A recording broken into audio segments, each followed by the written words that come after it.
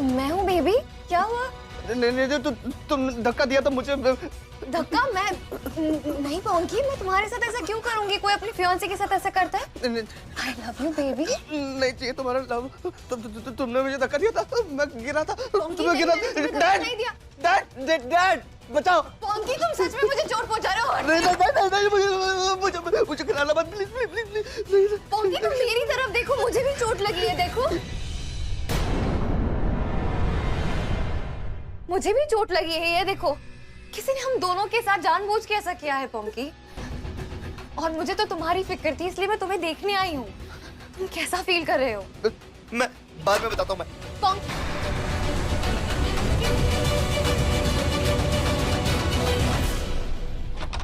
Mayuri, What the hell happened, Mayuri? कहा था बानी के साथ रहने के लिए, उस पर नजर रखने के लिए। मैं दरवाजा तक लॉक करके गया था, वहां से गई कैसे? तो And what the hell is this?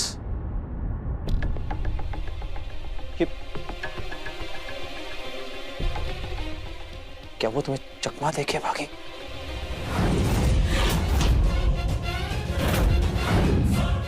मैं तुमसे कुछ पूछ रहा हूं मयूरी, क्या वो तुम्हें चकमा देके भागी?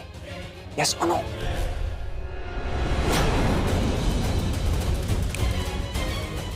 मयूरी, मयूरी क्या हुआ था? शट।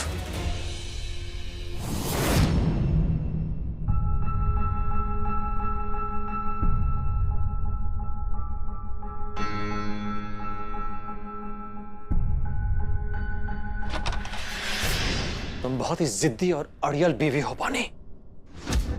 मैं तो ऐसी ही हूँ। अगर तुम्हें जी हजूरी वाली बीवी चाहिए थी तो किसी और को ढूंढना चाहिए था ना। वैसे भी मेरे लिए शादी की कोई मायने नहीं है। दम घुटता है मेरा इस घर में, और खासकर इस कमरे में। मैं ही जानती हूँ मैं तुम्हें कैसे बर्दाश्त करती हूँ, कैसे झेलती हूँ।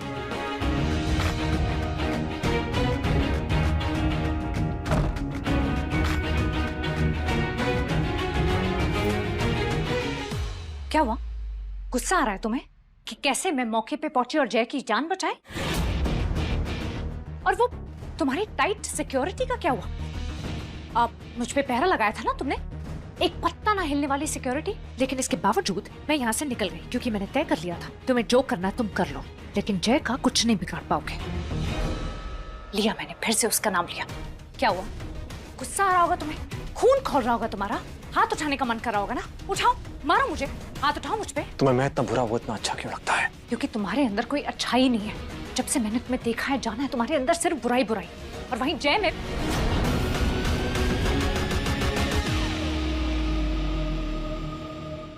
तुमने सोच भी कैसे लिया कि मैं तुम्हें चोट पहुंचाऊंगा, तुम पर हाथ उठाऊंगा?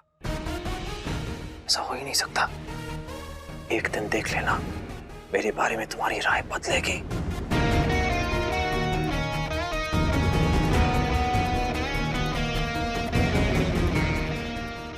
मेरे छूने से एतराज है ना तुम्हें? एक दिन खुद तो मुझे छूना चाहोगे, मेरे करीब आना चाहोगे। I will make you want to be with me, बानी। देख लेना, ऐसा होकर रहेगा। ऐसा नहीं होगा, कभी भी नहीं। मुझे एक बात समझ में नहीं आती कि तुम इस बेमतलब के रिश्ते के पीछे क्यों पड़े हुए हो? तुम्हें तो उसके पीछे पड़ना चाहिए ना, जो जिसने तुम्हारे भाई को मारा है। सही कहा तुमने। उसका पता तो लगाऊंगा मैं, उसकी जान भी ले लूंगा। Good, good luck. अब तो तुम मेरी जान छोड़ दोगे ना? अब तो तुम्हें पता चल गया है कि मैंने तुम्हारे भाई को नहीं मारा। अब तो तुम मुझसे नफरत भी नहीं करते। नफरत तो मैं तुमसे कभी की ही नहीं बानी। लेकिन मैं तुमसे करती हूँ, हमेशा से करती आई हूँ और करती रहूंगी। ऐसे वादे मत करो जिन्हें तुम निभा ना सको। शादी हुई है हमारी भाई? जिसे मैं बिल्कुल भी नहीं मानती। जानता था, इसलिए मैं मंदिर से गिफ्ट लाया हूं, जो तुम्हें हमेशा याद दिलाएगा कि तुम शादीशुदा हो। ये टटाड़ा, ये सब क्या है? हाँ? मंगलम भगवान विष्णु मंगलम गरुड़ध्वजा मंगलम पुंडरीकाक्षाय मंगलाय तनोहरि। मंगलसूत्र और ये सिंदूर, सिंदूर और मंगलसूत्र। हाँ मतलब समझ गए। तुम्हें याद है वो पहाड़ी के ऊपर जब तुम उस ढाबे वाली लूजर मंगेतर, एक्स मंगेतर का तुमने ऐसे वहां पकड़े हुए थे? तुम शादीशुदा बिल्कुल नहीं लग रही थी। घर वाली, मुझे वो बात बिल्कुल पसंद नहीं है, इसलिए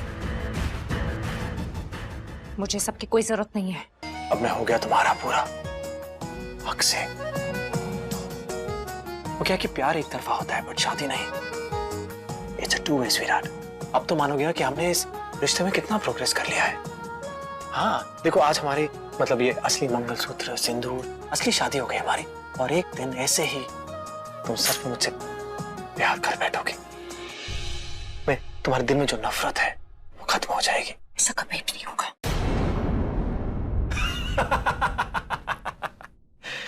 कितनी बार तुमने कहा ये नहीं होगा, वो नहीं होगा, मैं जान नहीं बचाऊंगी, शादी नहीं करूंगी, तुमसे बात नहीं करूंगी, शक्ल नहीं देखूंगी, लेकिन तुमने सब कुछ कर लिया। ठीक ऐसे ही एक दिन क्या पता तुम मान जाओ, दिल से मेरी बन जाओ। जिद छोड़ दो नागेश्वरी, जिद छोड़ दो, मेरी बन जाओ नागेश्वरी। ऐसा कभी नहीं होगा।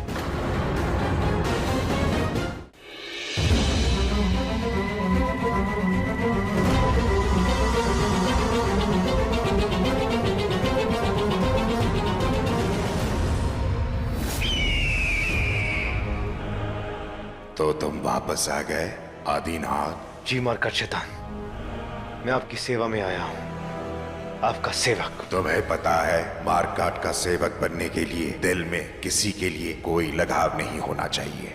बिल्कुल नहीं मार्कट, पानी की मेरी जिंदगी में कोई अहमियत नहीं। वो बस मेरे लिए जरिया है महाशक्तिशाली बनने का, उसके अलावा और कुछ नहीं। उसके बाद वो विरांशु सिंह आने के साथ जिए मरे मुझे कोई फर्क नहीं पड़ता। अच्छा तो क्या तुम्हें पता है मार्काट का आखिरी लक्ष्य क्या है? बुरा मत मानिएगा मार्कट, लेकिन मैं आपसे पहले भी कह चुका हूं, मेरा सिर्फ एक ही मकसद है, वो सादी नागिन से ताकतवर बनना, ताकि इस धरती ही नहीं बल्कि पूरे ब्रह्मांड में आदिनाथ से ताकतवर कोई ना। लेकिन एक इंसान है जो तुम्हारे और तुम्हारे सपने के बीच आ रहा है। विरांशु। हाँ, उसे इस कलयुग में सतयुग का कुछ याद नहीं, और ये मेरी बुद्धिमानी से हुआ है। वो मैं ही था जिसके आदेश पे शुक्ला ने वो काल गणक छुपा दिया।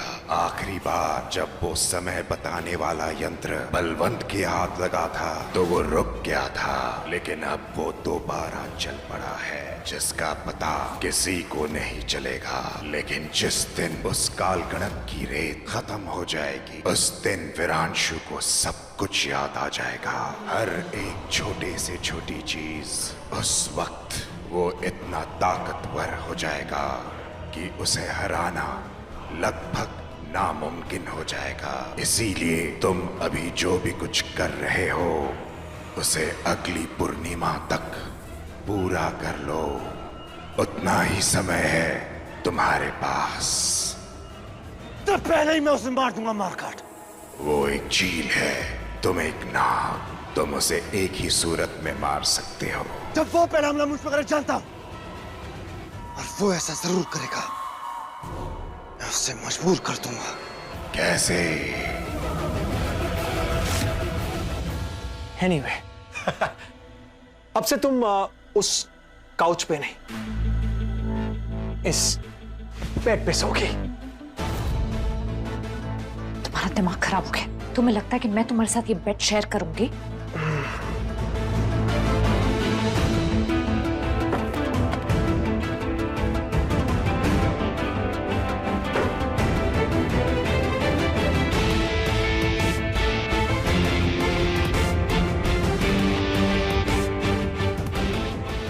ये यहां और ये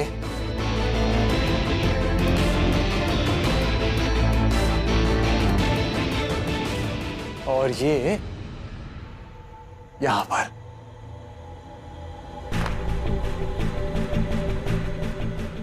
इधर आओ, ये तुम्हारा हिस्सा और ये मेरा हिस्सा। हाँ देखो स्वीटहार्ट, हम तुम चाहे मेरे साथ ना रहो, फिर भी मैं हमेशा तुम्हारे साथ रहूंगा, बिल्कुल तुम्हारे आसपास, तुम्हारे साथ साथ। चलो